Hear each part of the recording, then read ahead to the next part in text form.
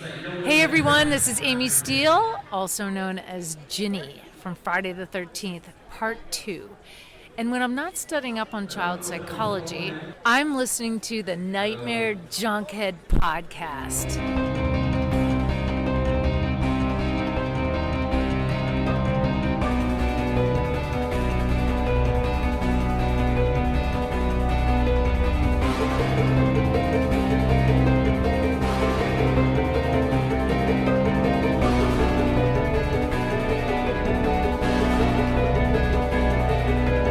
In and out of your consciousness like a bad dream you can't wake from, this is the Nightmare Junkhead Podcast, a horror podcast that thoroughly enjoys bully comeuppance. My name is Greg D. I'm Jenius McGee. And on today's episode, our celebration of women in horror continues as we head back to Maine to experience a little deja vu as we talk Mary Lambert's Pet Sematary 2. And you don't have to be a horror icon to listen into our show. Simply search for Nightmare Junkhead wherever podcasts are played. Hit subscribe, and when we drop our latest episode, we'll download directly to your listening device of choice. All up in your furry nightmare hole. Of course, you can follow us out on social media. We're on Twitter at Nightmare Junk and on Facebook at Nightmare Junkhead. And of course, it is on the Book of Face, where we have an events tab, which leads to shenanigans and cyber shenanigans. And as this episode is releasing on Friday, February 19th, Screen Land Armor, they have your genre needs taken care of indoors and virtually. And as this episode, this one on Friday, on the 19th. Fuck yeah! If you are in the Kansas City area, if you are in the surrounding area, you want to make sure, if you are only here for one Friday Night Fright. And one Friday night, then this is the one you need to be at. Royalty will be in the house. All hail the GGP! We are going to be experiencing the Kansas City public premiere of Jill Gavargazian's The Stylist. Yes, now everybody gets to see 50-foot my ass twerking in the middle of everything. Our apologies in advance. Yes. And I do have it on good authority that the royalty will be in the house. Jill will be there. I do believe co-writer Eric Havens will be there. Oh, it's going to be an event. It's going to be rad. We are going to do a little socially distanced Q&A afterwards. What the fuck, Claire? And of course, if you can't make it on the 19th, I do believe there is going to be another screening on the 22nd. Mm-hmm. And I also believe Jill's going to be there as well. I'm so stoked that we have our Midwest has our own maniac.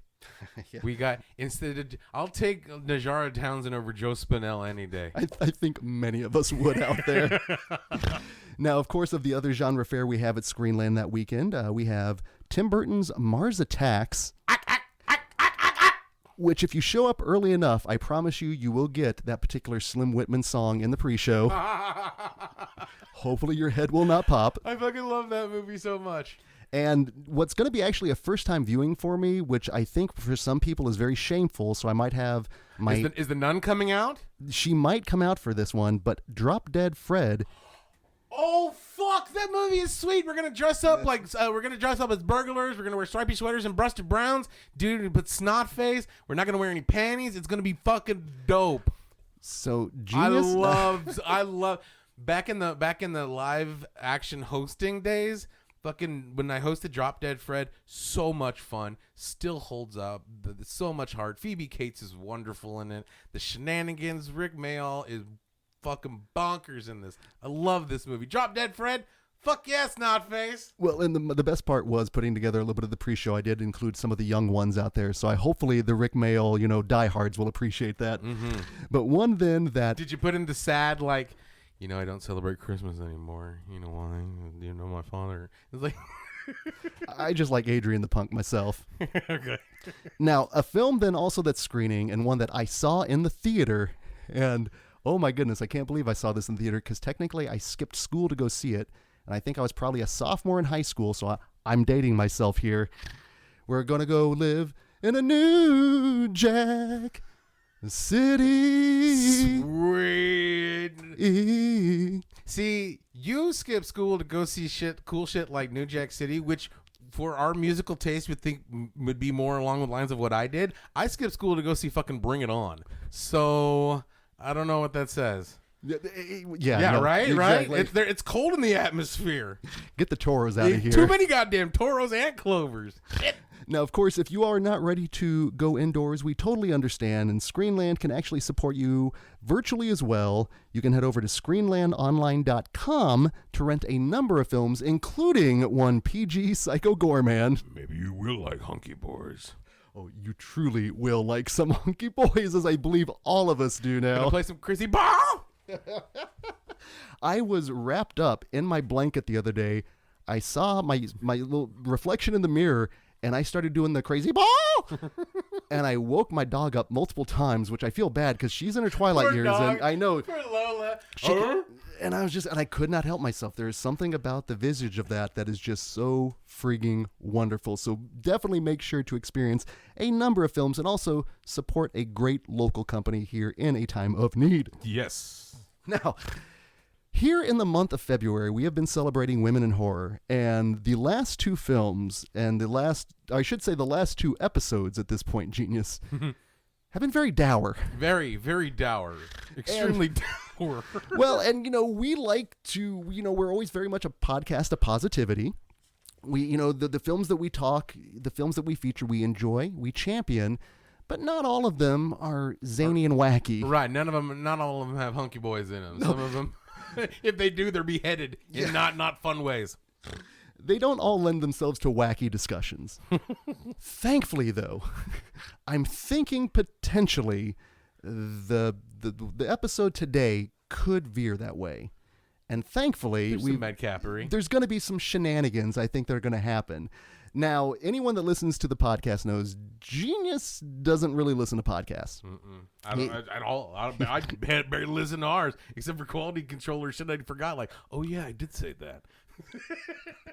Now, I, on the other hand, I am the socially awkward introvert, so I've got a weekly rotation. I've got my Monday, my Tuesday, my Wednesday. Every day of the week is covered. And what I love then, on Thursdays, I have an especially good thing to look forward to, and I'm very excited here because you can hear our next guest over at the Bloody Disgusting Podcast Network. And like I said, every Thursday, Genius, they let me know what's keeping them creepy, which is therefore keeping me creepy, and in tune with all the great things in the horror world. They've got so much Canadian charm, they might as well have been extras in My Bloody Valentine. Please welcome, for the first time, for Two Nightmare Junkhead, from the Nightmare on Film Street podcast, Kim and Jon. Hey! Thank you guys so much for having us. That was a wonderful intro. I know. I want to be part of My Bloody Valentine. Hello. I have enough flannel for the costuming. I could definitely do it. Denim on denim, flannel, we're ready.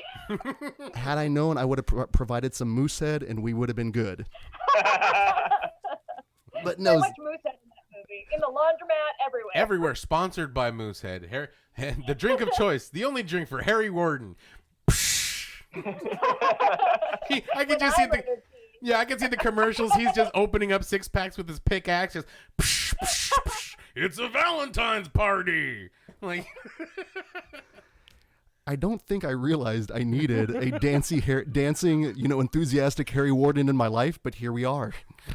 Dude, it's not too late. No. We could do this. You know what? I actually saw the remake for the first time this last year in 3D, and it's not bad. It's different. I don't think I've ever seen it in official 3D, but like the 2D, 3D is still pretty fine. I'm fine with a pickaxe flying right towards my face. Oh yeah, I have a soft spot for the 2D, 3D. We have a VHS copy of Jaws 3D.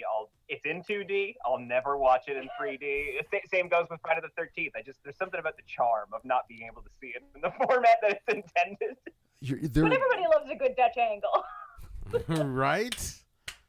No, there was something living in the influx of those 3D films back in the 80s, and then in the late aughts that we got, it's kind of weird to see all of that just make its like circular pattern as it happens. Now, all that being said, can you tell our listeners at this point, where can they find you out all on social media? Please plug and promote away. Yeah, Nightmare on Film Street, we're kind of everywhere. We mainly hang out Twitter at NOFS Podcast. Instagram is at Nightmare on Film Street, spelled out.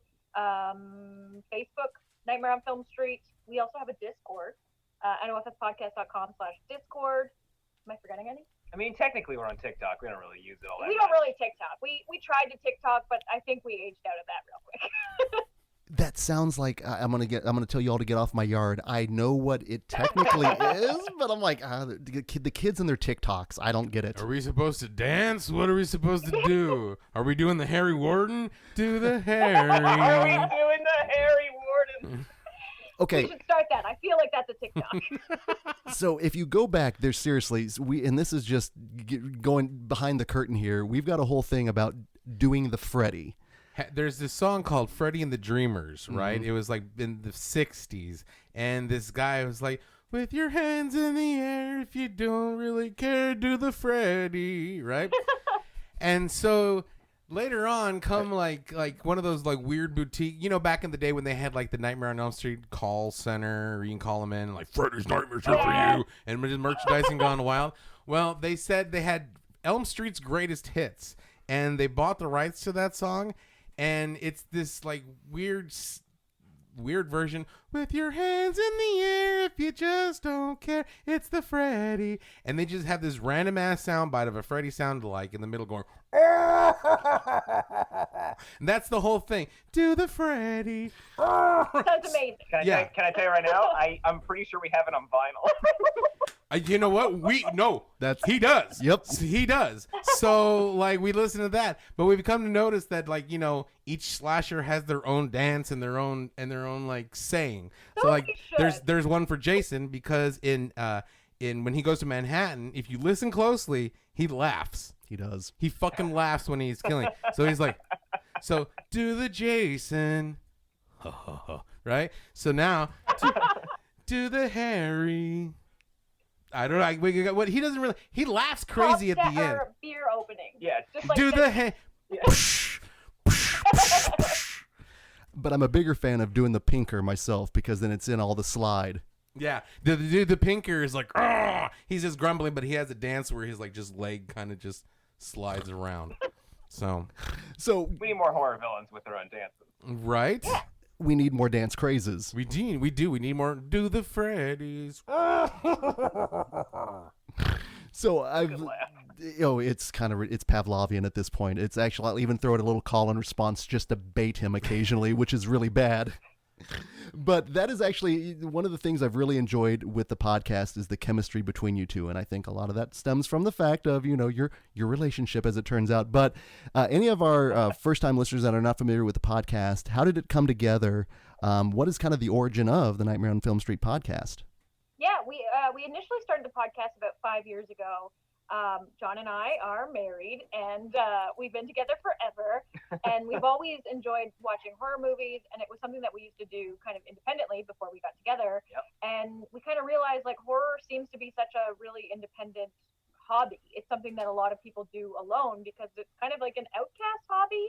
It's something that we kind of got into when we were too young, and like if your siblings didn't like horror and your friends didn't like horror, you didn't really have anybody to talk to about it. And now I think there's such a great space in the podcast sphere. There's so many different horror podcasts, and ours we try to keep super casual, super fun, super light, and just be that thing that you were missing when you were growing up. It's just somebody to talk to about horror. And so we just kind of like are just friends hanging out, talking about the movie we just watched. And that's the whole point. It's just an hour-long conversation talking about the movies we love because it's not really something we got to do previously. Yeah, it was always fun when you were able to get like your entire friend group together to go see a horror movie and you all grab a drink afterwards and talk about it. And thankfully we were always able to do that with each other. But we would, always meet our friends that were single that liked horror, or were in relationships that liked horror, but their husband or wife did not like it whatsoever. And like you could really feel them just like so happy to finally talk to somebody about horror movies. And we created the podcast to try and to widen that net, so everybody's got somebody that they can sort of sit down and talk to about horror, and just make it like completely accessible too. Because I find that when you get, especially nowadays with the internet, that it feels almost hard to get into a fandom because there's almost like a height requirement. Like you have to, you haven't seen all the Friday the 13th movies, and you haven't seen this. And with ours, it's just like, it's so much fun to watch movies for the first time with somebody because you get to experience it with them. So like we love discovering new stuff through the podcast. We get recommendations from people who know more about horror than we do, and it's just like this fun smorgasbord of like newcomers to the genre and like experts who are just loving to talk about these movies. And yeah, it's just about finding movies and rewatching them and just celebrating horror in general. I think people should be happy that they haven't seen movies like Suspiria or Drop Dead Fred. Like if if you haven't seen a movie, that's great. I'm so jealous of you because like I wish I could see all of these movies again for the first time. Mm-hmm. But yeah, I always encourage people not to lie about seeing a movie because like if you see it for the first time with a group of people, your only choice is to pretend like you've seen it before. Like, yeah, no, I love this movie, like all those things I've seen Everything before, that happened was so great. good. Yeah. You know that one thing with the dude, the stuff, and it happens and he dies? Yeah, I've seen that. Yeah, I've seen that. No, we 100% hear you. I like your theory and I'd like to subscribe to your newsletter. No, that's that's more people need to talk about horror, and yeah, I 100% dig that. Well, and like you mentioned, it's a celebration, and we also are on that tip where you need to be able to, when we host movies, we always ask who's here celebrating by watching a movie for the first time, because we want it to be a celebration because it's so much fun. I've watched movies by myself and experienced it one way, and then, watched it with a crowd, see it in another, which, it just totally changes the thing. But that first time viewing, though, oh, it's so magical. So yeah, I'll report on the interwebs how the Drop Dead Fred goes. So, and speaking of, and this is going to be my first time watching Pet Sematary too. So yeah, perfect. Well, speaking of first times here, let me find out. We always ask any first time viewers, what is their horror origin? I.e., what was it that got you into horror? Was it a movie, a moment, a book, a relative? But what was it that made you look at it and go, I can get into that? What's your crime alley? Do you want to go first? Sure. It's kind of boring. It's just like horror's just kind of always been around. Like my dad both of my parents liked horror movies. That I don't know that it was like every single night they're watching The Shining, but yeah, like my dad was always reading Stephen King books. Horror was just there, and at the time that we grew up, we had Are You Afraid of the Dark and Goosebumps. Yes. So like it was always there. It was always around. There was always plenty of it, even as a kid. But I never really realized that like I was a horror fan until I grew up and discovered that other people weren't. But I think if there's like one particular movie that like really stuck with me, it's probably Terminator 2. My dad tried showing it to me, and I broke down crying in the opening credits. I don't know how old I was. I was probably like 5 or 6. Just like some of like all the fire and the red eyes from that robot, I couldn't handle it. It just destroyed me. And then, of course my mom's like, look what you've done to our son, But then it became like my dad's mission to like find a way for me to watch that movie. And he would just show me scenes like, hey, here's this cool special effect. And then I'm going to tell you how they did it. And then I realized that movies were things that people made and they weren't real. And I think that's kind of where it all started. Goosebumps, Terminator 2, Stephen King. All right. That works.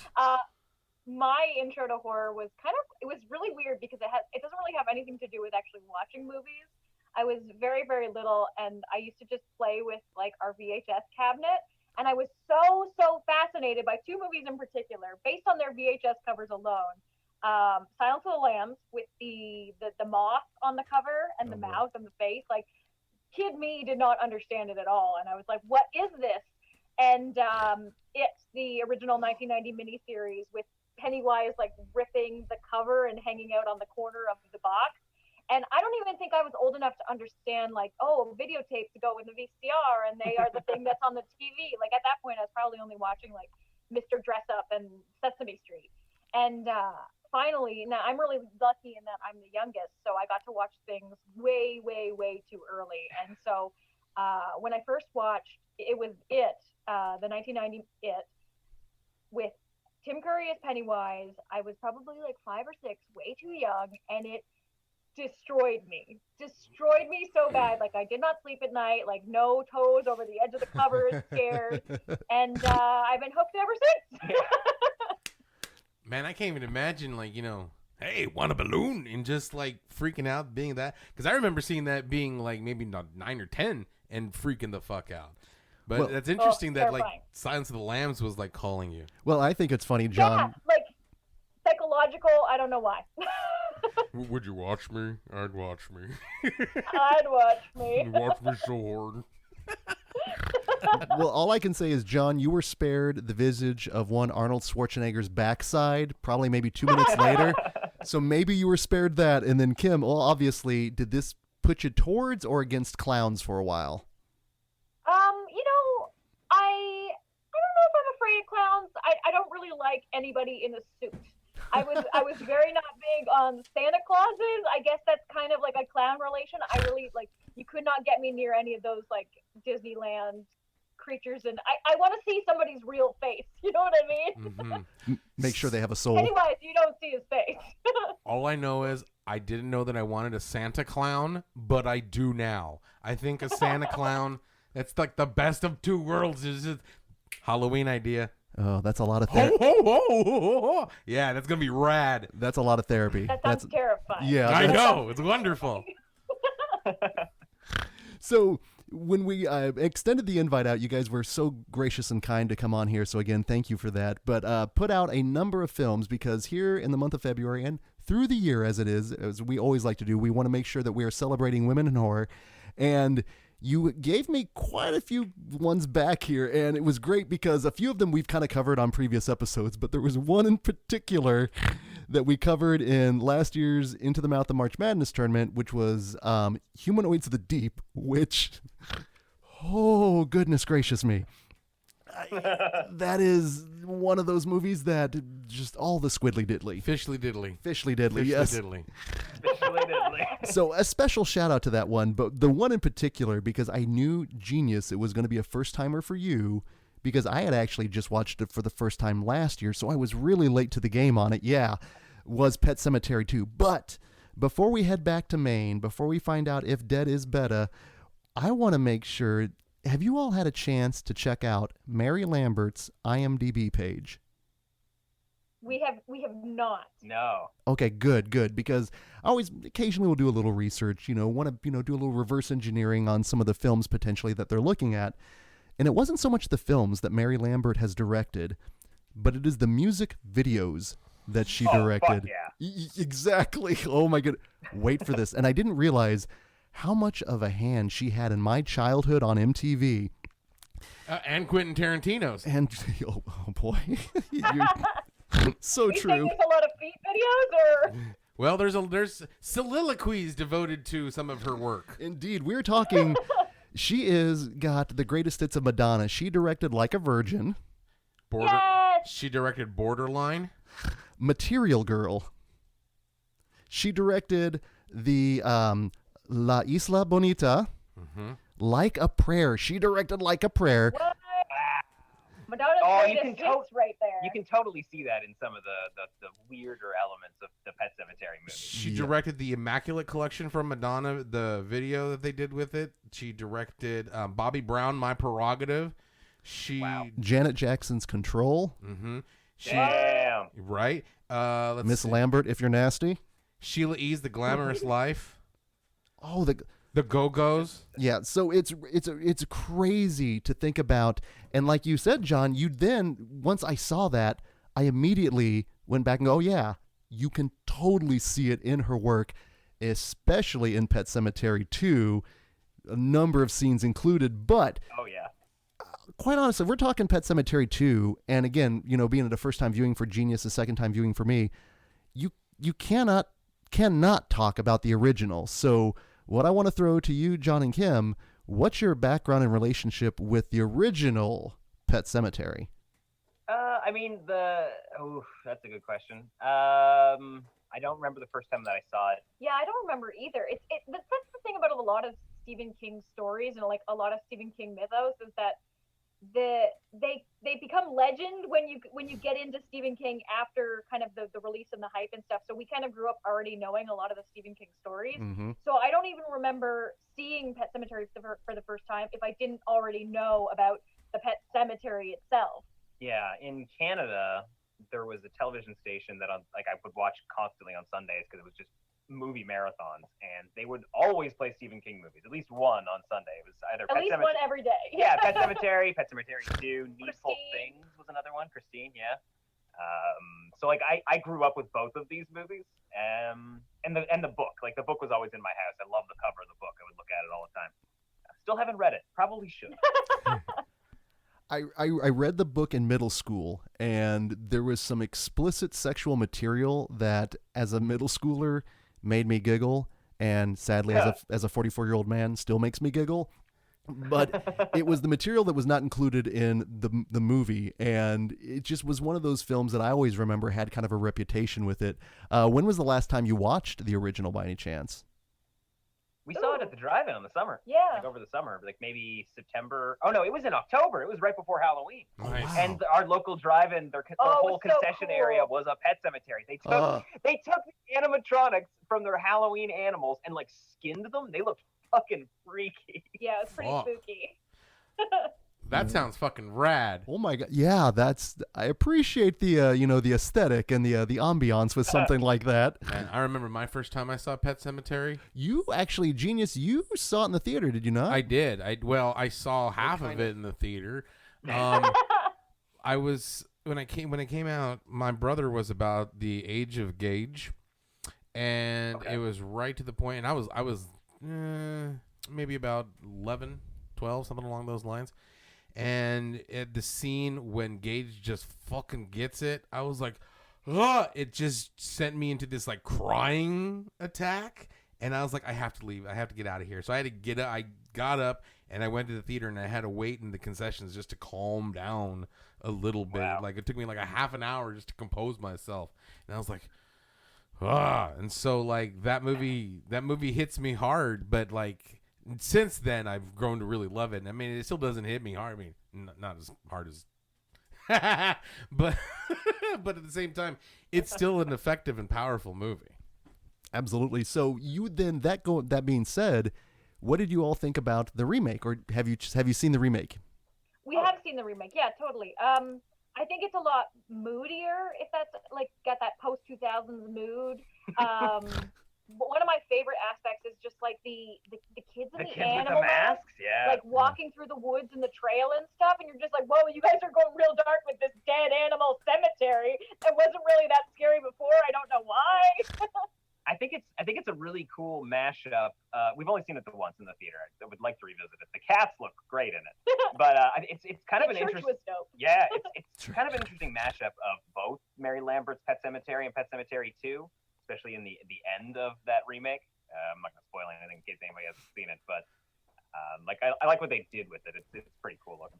You guys are 100% right about the mask. I love a good parade, but fuck that. If I saw that parade going through there, like you guys are on your Random own. haunted children. I know, wearing freaky masks. I mean, you got that's the bad. Any parade where everybody's wearing weird animal masks, I've seen enough You're Next to know. But let alone, and any parade of just creepy children. But you put those two together, it's like Santa Clown. So like, what kind of funeral is this? Oh, and the update on the Zelda story with the dumbwaiter. A+, real good. Well, and that's something we've kind of ingrained within the DNA of the podcast is just anytime you introduce a dumbwaiter in a horror film, bad things are going to happen. Bad news. Love me a dumbwaiter horror.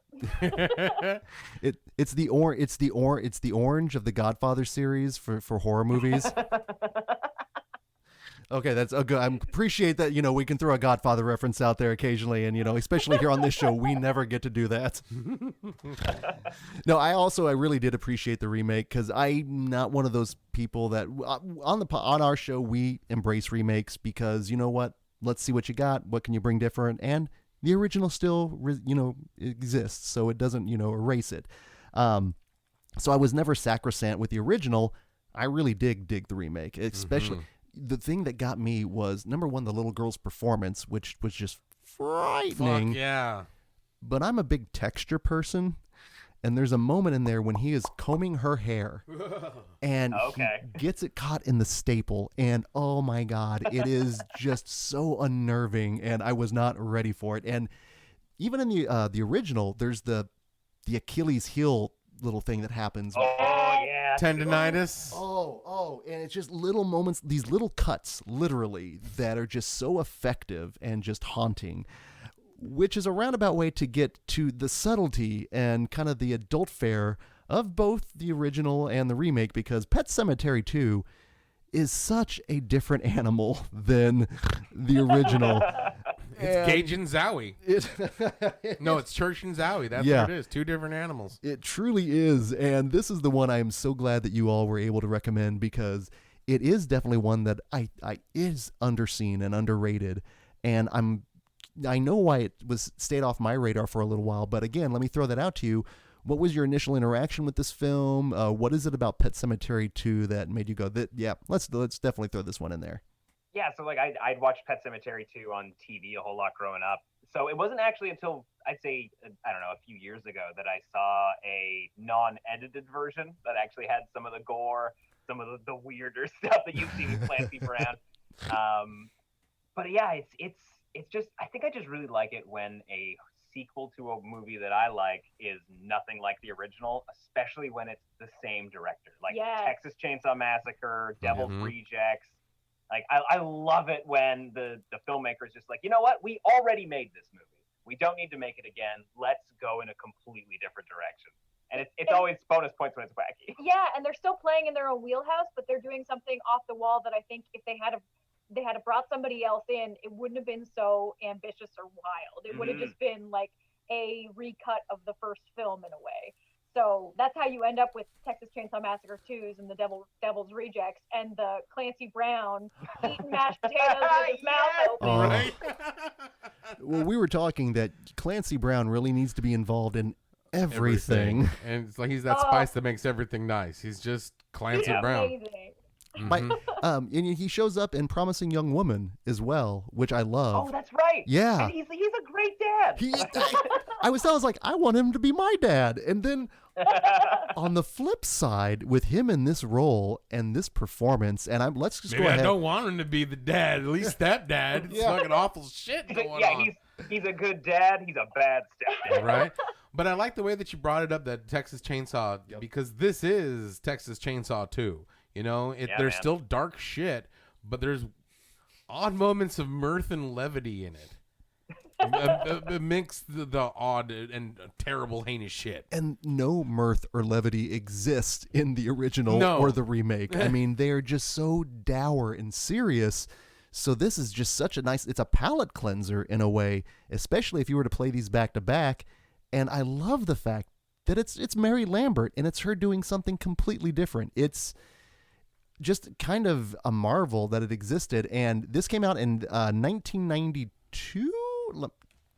Okay. You got it. There we go. I had to make sure on that one. And I won't lie, and this is the only time I'm going to get fairly serious here, but that was around the time that I actually lost my mom to cancer. And so and again, you know, everyone goes through everything, but watching it the first time last year, I'm kind of glad I didn't see it during that time, because that would have just been way too familiar, because sadly, I rocked that Edward Furlong haircut for a lot longer than I would like to imagine. But even back then, I probably even had it shaved underneath, so I was even more of a shithead than Furlong is in this. We'll talk more on Clancy Brown, but what was your guys's, in this case, John, this would have been a nice little refresher for the T2 thing there. Actually, it's so funny you say that, because while we were watching it last night, I was making all these jokes about how Terminator 2 and Pet Sematary 2 are two great movies to watch back to back if you want to hear Edward Furlong scream "Mom" a lot. And it's that point in his life too, right, where he's hitting puberty, so his voice squeaks when he says it. Aww. I know, and that's just it. I was around his age as well, so you always want the audience surrogate if you could, especially if you're a kid, but it's also way too painful when you realize, yeah, my voice sounds like that too. This is no good. This is no good. Yeah, that always hurts. So Genius, I like his wardrobe. Is probably the other thing. It's a very 1992. Oh, those cool jackets kid. and those like oversized vests. You're like, you could hide a kitten in there. Yeah. okay, yeah. First and foremost, fuck that bully. Those bullies were assholes. Why in the fuck would you steal a kitten and run around with that on your bike? That poor little kitty cat. God damn. I'm glad those bullies got every fucking thing that they got. That poor little kitty cat. Animal trauma trigger for anyone in this movie. Oh my goodness. If you think part one was bad, shit. Whole hutches of rabbits are being dismembered before your eyes. Dogs are getting shot. And cats are being slaughtered. And then it's not even when they come back and they're dead. They got to worry about getting fucked up when they're taxidermied too, because that like my eyes getting popped out of that pug and shit. I was like, I had completely forgotten about that moment, and we have a sweet little pug. It's She was in the room with us when we watched it. It was terrifying. I stared at John. I was like, "Where was the pug alert on that?" Yeah, my bad.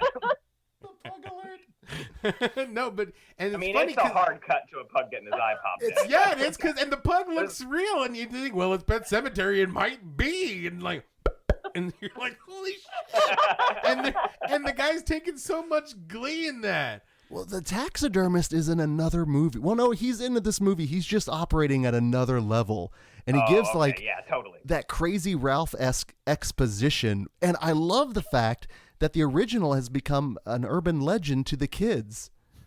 Lore of the cemetery, bringing back the kiddies. Just It is incredible. So, Genius, this was your first time, correct? yes. What did you know of the movie? I knew it had Clancy Brown and Edward Furlong, and that's about it. And I would imagine that like there would be pets returning from the grave of some sort, but pretty much going in blind. And the thing is, I have this movie on a double, one of those Pet Cemetery 1, Cemetery 2, and I've had it for a while. I just never got around to watch it. But it's I think it kind of threw me off at the beginning because with Pet Cemetery, you're expecting dour. You're expecting sadness and grief and like contemplatedness on what it means to lose somebody. Some existential trauma. Right. So you're thinking, okay, that's going to come back into play in Pet Cemetery 2, and it does to a certain extent. But then you got Clancy Brown and just going like full ham on shit. And I wasn't, not that I'm saying I wasn't ready for it, but I was like, whoa, that came out of left field, out of nowhere. But it should have been my first clue when like, in the first one, it opens Pet Cemetery and very scary and shit, very atmospheric. But this was like Pet Cemetery 2, splat with blood, and then it drips down. And I'm like, okay. Maybe I shouldn't be expecting contemplative, like, grief drama. So I went in with that, like, okay, I better switch my gears really quick. So, and it worked because I enjoyed this movie a lot. No, it definitely does a bait and switch. Even within the beginning of the film, a film within a film, which I always kind of appreciate. I'm not going to lie. Yeah. Oh, yeah. Always bonus points for that. I love it so much. And it kind of leaves you, like, expecting something to return later on in the movie because you're following, like, Gus, Clancy Brown's character, as the villain throughout the movie. But, like, all the while in the back of your head, you're just like, but Mom's dead. So she's got to go in the cemetery, right? And she dies in this, like, Mary Shelley-esque Frankenstein reversal kind of way, and it's sort of wonderful. It's so garish and over the top, and I'm not gonna lie, I just recently watched Bride of Frankenstein for the first time, so I always appreciate the Mary Shelley within all that. It gave off some New Nightmare vibes. Mm-hmm. It played played a little meta in that aspect, but then we see, going behind the scenes, that Edward Furlong is the son of a horror icon whose parents are in the midst of a divorce, of which the father is played by Anthony Edwards. And there's a whole generation of people that this guy is a couple of people, depending on when you grew up. He could be Goose from Top Gun. He could be Dr. Green from ER. He could be Gilbert from Revenge of the Nerds. That's problematic. Or he could be that guy from Gotcha if you're going for a particular deep cut. Damn. Now, that being said, were you all familiar with any of those films with Anthony Edwards? I would say I probably was not. my parents were very into ER, so that's definitely where I'd probably know him from most. But again, like I saw this at an early age, so for me, he's always just been like the turtleneck, round glasses guy. The veterinarian. Yes, I'm so happy then that for someone out there, then he is the vet guy. That is even better. See, I'm telling you, this could be like an ER spinoff. You know how like when they go like when they get their own shows. Clancy Brown was in ER. Yeah, that's right. Yes, he was. Shit. So Anthony I Edwards. bet Edward Furlong probably had a cameo in ER at some point. Yeah, probably. Anthony Edwards tired of like the hustle and bustle of the emergency room, so he decides to open up his little veterinary clinic in Maine. Private practice. Right? Shenanigans ensue. So we recently experienced the movie The Untamed. Oh yeah. Yeah. And we thought we had animal husbandry and all that kind of weird stuff behind us back in January, but sadly, no. We had, I'll get it. We had some rabbit sex going on there, which was a little weird. Out of nowhere. You remember that movie, right? Is that That's the the cabin creature? Yeah, the cabin creature squiddly diddly movie. Squiddly diddly is the right word. I do love that scene where we in the middle of the movie, all of the animals in the forest are fucking, like every Right? single one of them. Just a big animal orgy, like if Noah's Ark was a swingers cruise. But Wasn't that the goal? Like when you think about Noah's Ark, though, like it kind of is a swingers cruise. It would have to be, right? Because if you only have one of each animal, like if you're going to repopulate, there's going to be some shared chromosomes happening there. that's how we get the platypus. He's just one animal orgy gone wrong. Noah doesn't get enough credit for making all the cool animals. Right? Yeah, like narwhals. Who knew narwhals were actually real animals? Mm-hmm. I think that's where the trawlalogs come from as well. The narwhals yeah, that's right, where the trawlalogs come from, the bit. But needless to say, I was not prepared for all the bunny sex and all the weirdness that was happening within the confines of that cage. But what's the fucking deal with Mary Lambert killing all the animals on screen? I wrote in my notes multiple times, God damn, Mary Lambert.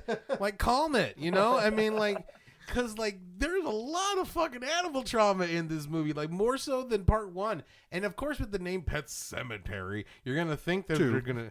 Right. Well, 1 and 2, you expect some animal trauma. And you got it in part 1, but...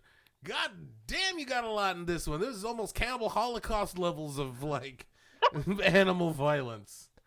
Well, especially because he's skinning those rabbits in front of the other rabbits. Yeah, how rude! I know. That's like insult to injury. That's like, you see what I'm doing? I'm going to do it to you, too, you know? Poor rabbits. Man, Was that her homage to Lenny and, It's not of Mice and Men with like Clancy Brown. I want to skid the rabbits, George. You know. I can see Clancy Brown as a Lenny, though. Come on, you cannot tell me he could not play that. Yeah, he probably did on stage. Sorry, we don't know of Mice and Men. Oh, no. That's okay. We haven't read it. We haven't seen it. We're showing our age here again. This is horrible. This is horrible. We're an Ernest Hemingway house over here. Are we? Are we? We're Pet Sematary 2 house. More of a Clancy Brown household over here, I won't lie. Celebrating his entire catalog from Highlander to friggin' SpongeBob, because that's what I love is the fact that this man has so many amount of entryways that someone could go, oh yeah, it's that, because he's kind of a that guy, but he's also kind of a that voice as well. Yes. Oh yeah. But he's a dick in this movie. I mean, he's 100% dick in this movie. Because, like, at first you're like, okay, he's the sheriff. Because he's just introducing, he's like, well, you're back in town now, you know? But then when he's like, you remember I used to be sweet on your mom, Billy, you know? And I'm like, God damn, she just fucking died at the funeral the day before. And you're telling the kid I used to bang his mom? Cut it out. God, because I wrote, oh, look, it's Officer Clancy Brown. And then later on I came back and I wrote, is a dick. Because, like, and then the fact of the matter is, like, okay, so Edward Furlong, you saw that Zowie came back and he's a lot more heinous than he was before. So what should we do now? Hey, I know. Let's bury him. Good idea. I bet he'll come back nice, you know? And he just got significantly more worse in this movie as it went on. Tim completely disagrees with me on this one, but I think that moment is the first time in both of these movies where the term "sometimes dead is better" makes the most sense. Like I really think because that guy is an absolute piece of shit, and the world's better if he's dead. I'm not saying let's kill him. I'm just saying that in that moment, you're better off to just accept whatever punishment you get for accidentally killing your stepdad. I think that's an interesting interpretation of the phrase "sometimes dead is better," but I think it's also implying that, like, sometimes having a dead relative is better than having an undead relative. And in the case of Gus, he's bad when he's alive. So when you bring him back, he's like we've never had an actual bad one brought back. He was bad before, he's now undead bad. Oh yeah, and on top of that too, just the compounding my point, I guess. Skipping ahead a lot. I guess I'll just at least say that when we get to the end, I think the dead is better at the end of the film. Also, highlight of the entire franchise. It's a really good dead is better. Thank you. Yeah, I think it was a really good Dead is Better. It was an underlining, like, I'm Mary Lambert and I approve this message. In conclusion, Yeah. dead Right? is better. Oh, we will have a moment of who said it better at the very end here, so we've got 3 to choose from there. But no, I totally agree.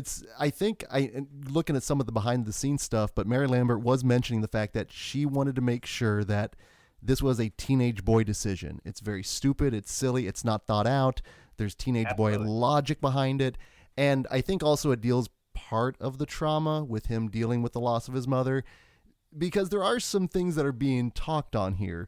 But then you also have these crazy dream sequence that are just totally bathed in blue, where you have, I think, Genius, you said a fury. It was a furry, and then it became a fury because, like, he's over there saying, and, like, it's kind of weird because at first, for the first time you see the dog-headed woman, you're like, oh, shit, that's weird. And then it becomes a full-on sex dream of the dog-headed woman. And then you're like, what the fuck? Why?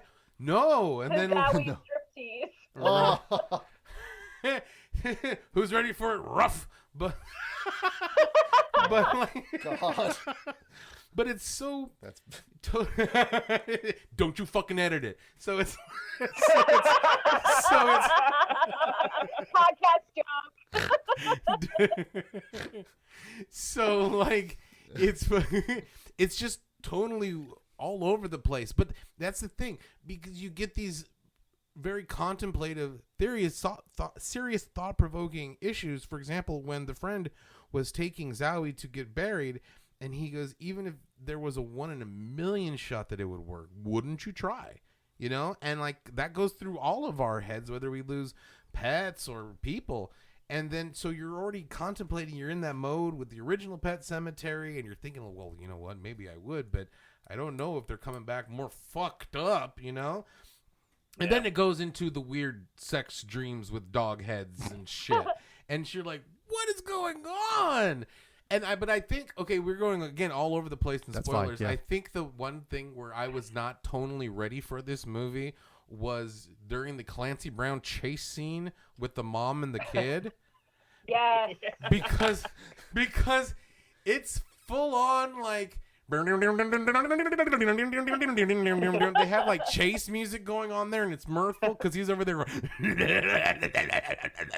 and they're like, run, we gotta get out of here. And then you're like, okay, it's fun. And then boom, it's not fun because it's a horrific violent death, and you're like, god damn, that's rough. And then the next scene, you're like, whoa, breakneck speed with that one. And then the potatoes. And then eating mashed potatoes. I wasn't ready for that quick of like, I liked it. You know, but it was one of those scenes where it was one of those like awkward laughs where I'm like, oh shit, I shouldn't be laughing at this because this is a serious shot.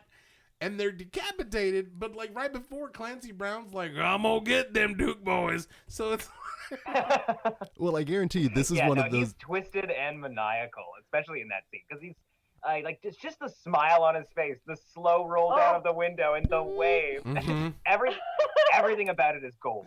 It's real effective too when they get hit by that truck, and it's just, like there's like 2 quick tiny insert shots of mom and the kid just like lunging towards the camera, like your POV on the windshield. It's crazy. It is a really like I would say that that's probably the roughest moment of the movie. That's otherwise, I mean, apart from all of the animal deaths, but it's pretty dark because we don't revisit those characters at all. Like Gus Clancy, he goes on such a tear at the end of the movie. He's reviving the bully, he's reviving dead mom, but like not his current wife or stepson. Yeah, right? That's what's so evil about him. Like, wow, he really wanted those 2 dead. And to stay dead. Yeah. Yeah, he's newly single and undead, so he's got like a lot on his plate there. I think he's the way we described it last night is that the Clancy Brown as Gus in this movie is dead and loving it. Well, even the glee he takes with the motorcycle death on the bully, and because he's fucking with him. He's like, I'm just fucking. Well, he even says it. I'm just. And then it's just like, whoops. It's by accident, right? Like the scarf gets caught, folks, and just grinds his face right the fuck off. I even was noting like Chekhov's scarf there because I was like, that scarf is way too luxurious not to come into play somehow. You said it was very Hoovian. It was very Hoovian. I thought maybe he was a Time Lord potentially, but not. Time Lord bully. He's over there like fucking around other people's like, stop hitting yourself with like all 8 arms of some sort of weird monster. I'd probably My watch favorite part it. of all of that is the wide shot that we get from the reaction of Drew, and you can really see the prosthetic is just split open. Like it's nothing like what the bully looks like at the end of the movie because what's left is completely unusable. It's fucking mush. Like Clancy Brown should be like, well, and what was it? The weird tonal shift because even in the original, we saw Church comes back, nasty cat. Gage comes back, all sorts of messed up. The dog Zowie comes back, but he's somewhat like you can take him to the mobile vet. Like I can't imagine you could have done that with Church. And then when Gus comes back, he's doing the green peas bit. He's doing his like tight 5. It's like what happened to Gus? He came back kind of sinister, but a little off.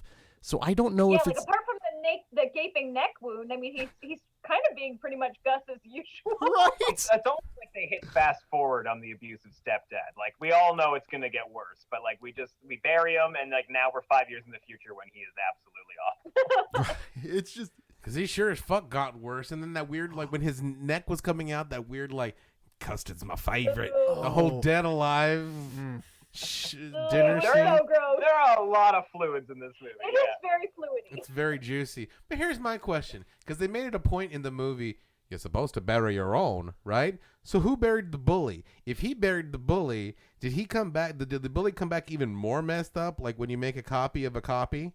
That's a really good point though about the bully, because that does kind of like contradict a few things, doesn't it? possibly, but it also could just be, you know what? I mean, I enjoyed when the bully came back because I knew he needed another foil. You know what I'm saying? Like, if he's going around bringing back all these other people, of course he's going to bring back the bully. Well, and even then, he gets multiple comeuppance at this point. He gets the face full of tire from Gus, and then the mouth full of wire from friggin' Tire and wire. Yeah, it totally works. But he needed to fucking get it too. That bully was a piece of shit. Well, and then this is again, go back to Tom Hanks's Big, but that kid played Tom Hanks's best friend in that movie. So to see him to go from this, just adorable roundabout to just this terrifying, evil, nasty kid, that the scene with him driving on the bike and he takes the kitten out and screams at the kitten, I think that was the point that I was like, nope, he's got to go. Mm-hmm. He did at least put the kitten in the little bird cage at the pet cemetery. Yeah. So I mean, he does get some brownie points for not actually murdering the kitten and just being like a weenie bully. He's definitely, the scarf thing, he's definitely wearing a scarf that mom knit him, right? Oh yeah, totally. Oh, even better if he's a secret mama's boy. That would be the icing on the cake. Like fucking Jimbo watching like The Young and the Restless and shit. Yes. No, kind of going through here and making sure, talking about Clancy Brown, just the nastiness of Clancy. Now, originally, they were going to try to spin off and try to follow the further adventures of Ellie from the original, but they just couldn't make it work, so they ended up going a different route, bringing in a new family. And like I said, I enjoyed the urban legend-esque tale that goes with the original, but just the fact that we have this the shot of the pet cemetery this time when they're walking away, and just that you see that lovely shot that it looks like, I don't know if they had a helicopter or what, but that wonder as it goes away, just such a great establishing shot. The production design, super scary, but also super impressive. Yeah, and you definitely get to see kind of the scope of the rock that they're hanging out on. Like, it is really in the middle of nowhere. Yeah. Mm-hmm. The ground is sour up there. The ground is sour. You know, I'm kind of happy that we don't have any of that in Pet Sematary 2, though. Like, oh, there's no soil as sour as the soil in a man's heart or whatever. Like, John hates Stephen King mantras. yeah, I just, whatever. You know, it's fine. He picks the posts and something ghosts the one. Oh my God, that is the worst one. Anyway, I don't know what his thing is about. All work, no play makes Jack a dull boy. Like, it's in everything. Like, he's got these like little mantras, and I just don't like it. I was going to say, we have no part of John's hate of this. In fact, any of you Stephen King fans that are going to make after him, we're on your guys' side. No, I agree, and that's just it. It's those Views really and opinions expressed are not of Nightmare Junk. We thank the God we're on the pod, but yet no, I don't know. it's those Stephen King idiosyncrasies that he throws in that just yeah. But see, there's no time for that in this movie. Well, and there's no time for like moral lessons and shit. Because there's no Stephen King in this movie. This was not co-written by him, so at this point, it's totally deviated from that. And then going back to having Mary Lambert wanting Ellen and bring it up, I think that would add a little bit different. But I think the reasoning they wanted to make the teenage boy stupid, because if you're like, hey, let's bury him again, that's something a teenage boy would like think about, you know? Certainly. Not saying that like teenage girls don't do stupid things, but there's definitely an uneven balance when it comes to stupidity in the teen years. So I was just thinking that this didn't occur to me while I was watching it, but like, well, something you mentioned earlier made me think about it. Like maybe, Drew is so quick to bury his dog because of that 1 in a million chance, because he's already lost his dad, and he's maybe thought about, it'd be great if I could have my dad back. Maybe Zowie is like a gift his dad gave him. Oh. Like, I am building backstory that is not in that movie whatsoever. But like, to have fucking Gus shoot your John Wick dog. I know, fuck that. You know, John Wick really needed a Pet Sematary. It's really, that you could have saved imagine? so many lives. No, yeah, that was like, I really wanted Gus to die, like multiple deaths as soon as he shot Zowie. I was like, you were a dick, and then just like, yeah, well, you should have listened. Fuck you, dude. Oh, that's the scene where Zowie's like dying and Drew's hanging out with him in the woods, and that like rock opera is playing, like, I saw you fading away.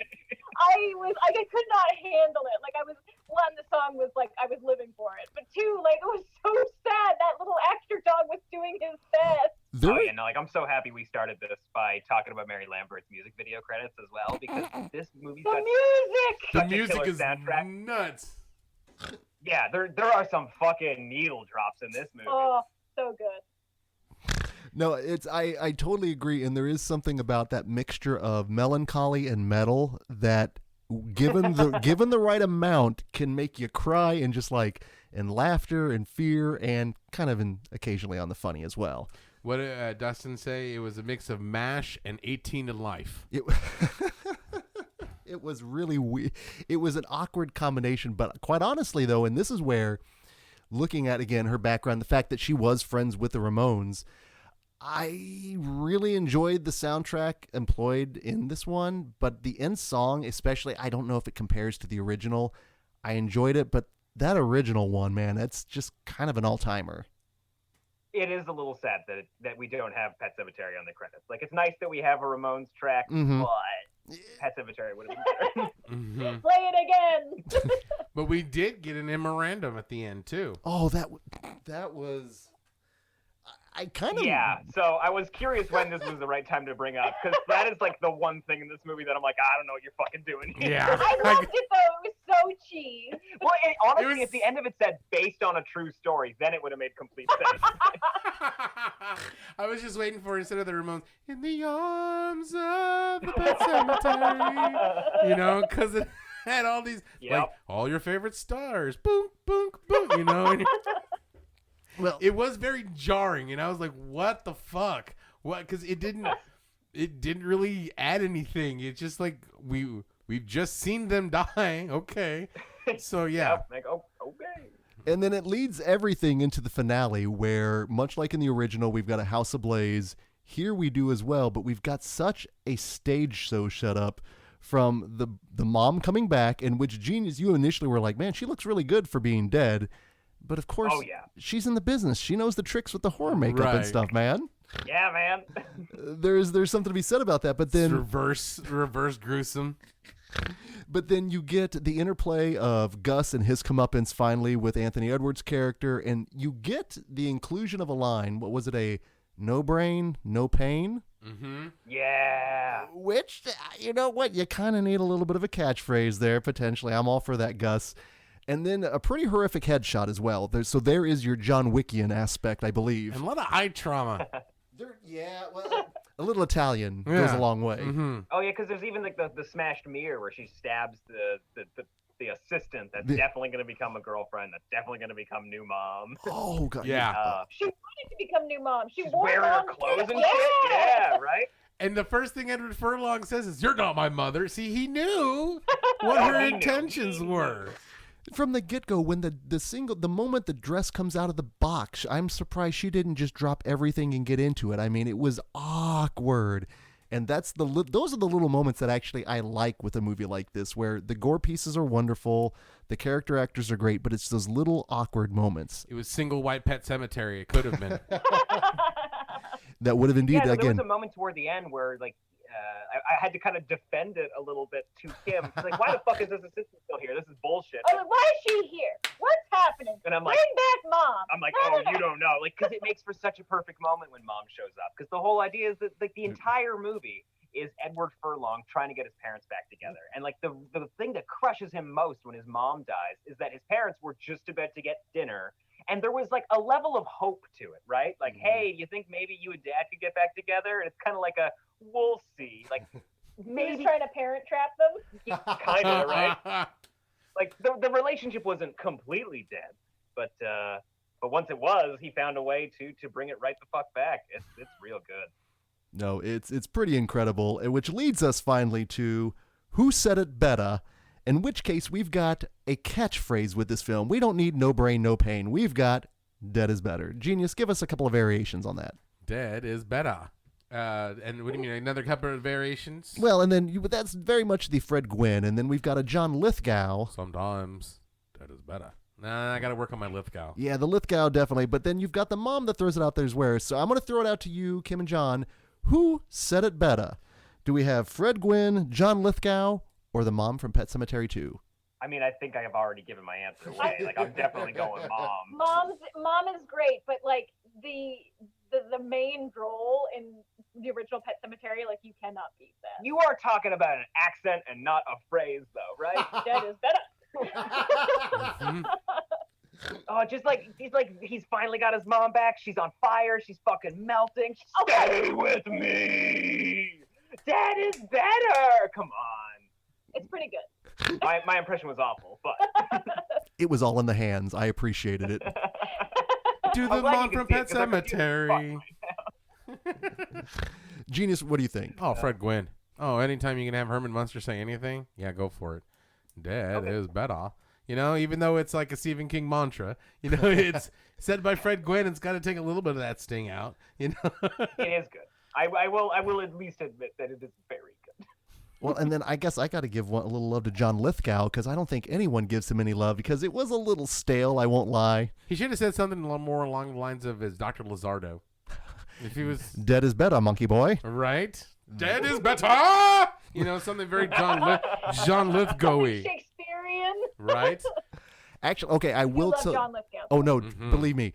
Go back and check out Ricochet with John Lithgow and Denzel Washington. Fucking nuts. Ricochet? Yeah, 100%. John Lithgow is so crazy in that movie. He says some The things. premise alone is bizarre. It's the. You could put together an amazing John Lithgow Film Festival and not even touch like the classy stuff, like the World According to Garp. You could go all genre and make it just fantastic. Oh yeah, Cliffhanger, Raising Cain, Ricochet. You got a good night in. Kim, real quick, just want to let you know, in Ricochet, Denzel Washington arrests John Lithgow, puts him in jail. John Lithgow, it breaks him. And he's like, I'm going to get revenge. I'm going to ruin that guy's life. And one of the I'm going to ruin that guy's life is kidnapping him, handcuffing him to a bed, and getting a sex worker who has STDs to rape him. Yep. So that way now he's got STDs that Denzel gives back to his wife and stuff. It's wild. And then he gives the wife the footage. Yes. Yeah. And that's after he man-on-man beats Jesse the Body Ventura in a prison fight with swords. Ice-T's in it, isn't he? Yes, he is. Yeah. Yeah. Oh, this movie, you got it. I'm kind of sold, but also, like, should I never see this movie ever? You really need to experience it because great. There are some lines from John Lithgow in this film involving dental floss that will haunt your dreams. I'm just telling you right now, it is pretty next level. Actually, we're bringing this full circle here because, like, that TV channel that I was talking about in Canada, watching Pet Sematary, Needful Things, that's where I saw Ricochet. What? Yeah. What? I watched a lot of movies growing up, and it was mostly on that one channel. It had everything. That is beyond amazing. That is beyond amazing. So let's go ahead and wrap this up here. Final thoughts, gang, on Pet Sematary 2. I legitimately have enjoyed now watching it twice within, the past year. Knowing what to expect was awesome, but watching it alongside one Genius McGee to hear him react to those set moments, as we have said throughout, just a lot of WTF moments was kind of amazing. Genius? I really enjoy this movie. Do I enjoy it more than the original? I can't say that I have. I do. But it's two totally different movies. It's when I'm not in the mood for Pet Sematary, I can probably be ready for Pet Sematary 2. It's just lighthearted enough, just mean enough, just Clancy Brown enough to be extremely entertaining, despite all the repugnant ass shit that goes on in the movie. Agreed. John Kim? Yeah, the movie is just so bonkers and wild, and especially, like, coming from the first movie to the second movie, there's such a jump in, like, just weird and wild antics that the undead characters are 10 times as crazy and zany, and coming from little Gage in his, like, tuxedo and, like, ow, it's wild that you can build off of that.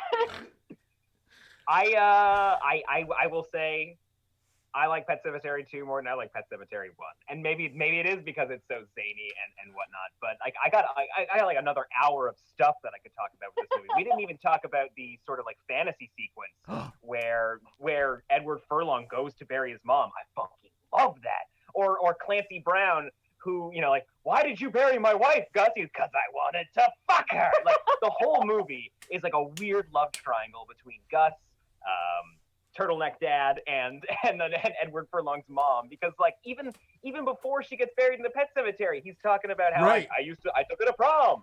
We were sweethearts. It's like, the woman is dead. You guys do not have to have a pissing contest over her.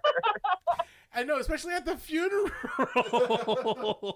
That was the first thing, your mom was a real hellcat back in the day. It's like, goddamn, Clancy Brown.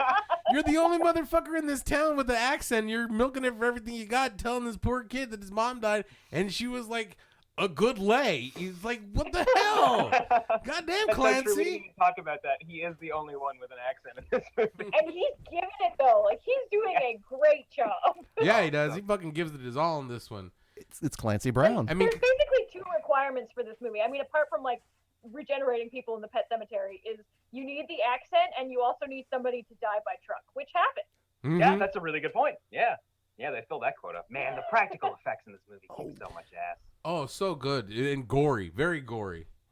I wasn't expecting the level of gore, because I mean, we got gore in the original, but like not a lot. Very, very off screen and like more atmospheric. This one was like, hey, we got some money and we got some blood. Let's do some wacky shit.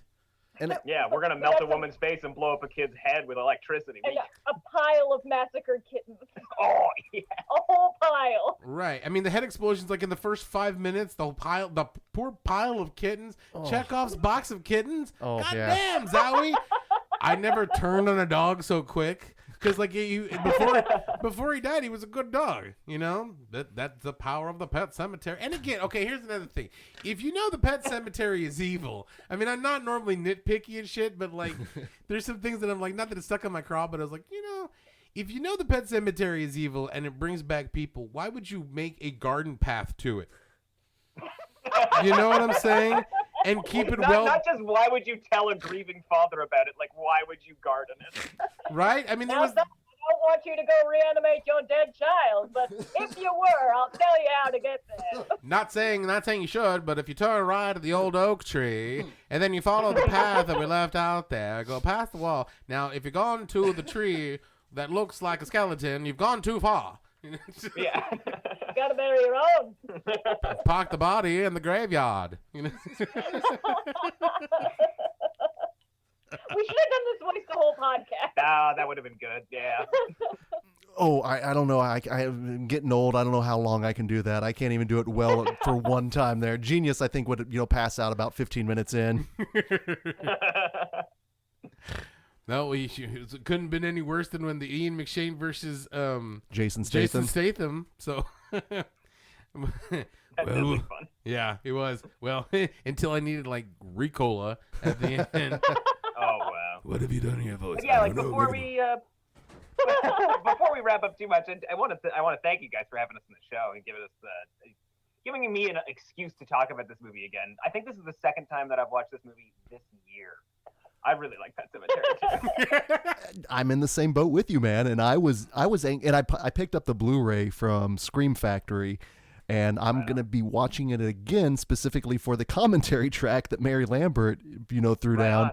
And I should also say a movie I watched for the first time, speaking of women in horror and directors, is a film called The Being from 1983, directed by Jackie Kong. And I don't know, have you all seen Blood Diner by any chance?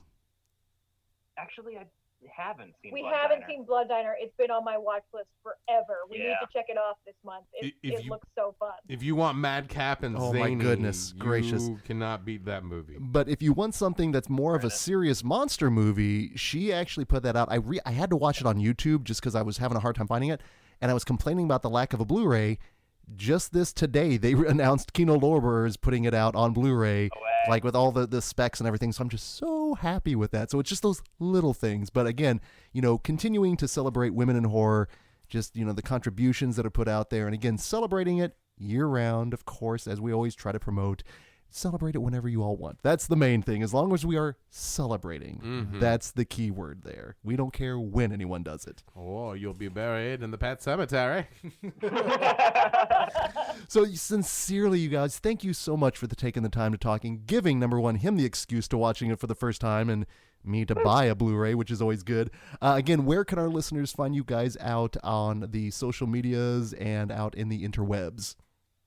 Yeah, Nightmare on Film Street, the podcast. You can get it wherever you're getting this podcast. We're on all the podcast catchers. And Twitter and at NOFS Podcast, on Instagram at Nightmare on Film Street. And if you want to check out John and I individually, I'm at Kimmy Kill Zombie, basically everywhere on social media. And I'm John on a String everywhere on social media.